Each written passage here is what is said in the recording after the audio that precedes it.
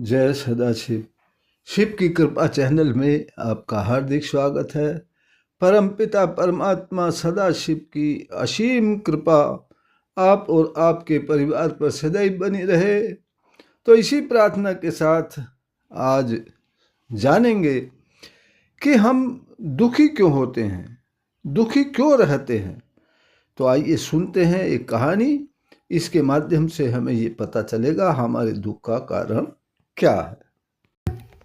एक दुखी व्यक्ति किसी महापुरुष के पास गया और उनसे सुखी रहने का उपाय पूछने लगा।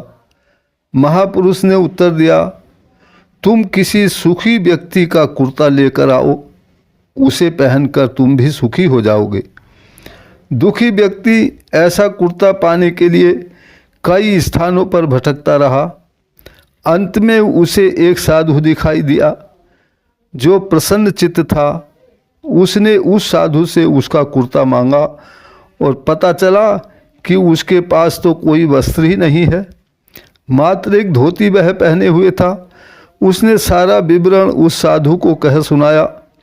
साधु बोला, पुत्र, दुख तो संग्रह में ही है, अर्थात इकट्ठा करने में ही है। सुखी तो मात्र वह ही रह सकता है जो अंदर से निश्चिंत है और संसार में किसी वस्तु की कामना उसे नहीं है।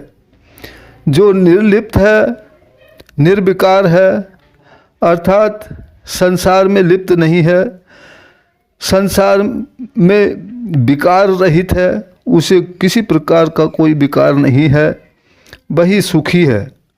दुखी मनुष्य दुखों का कारण समझ गया और हंसता मुस्कराता महापुरुष के पास वापस लौट गया।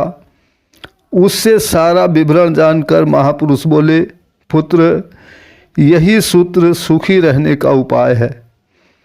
इसी का पालन कर सभी ज्ञानी जन, महान पुरुष जीवन भर सुखी रह पाते हैं। अतः हमें भी इस संसार में रहते हुए निर्लिप्त और निर्विकार रूप से रहना चाहिए। हमेशा सदाशिव का स्मरण करते रहना चाहिए और सदाशिव की कृपा प्राप्त करनी चाहिए।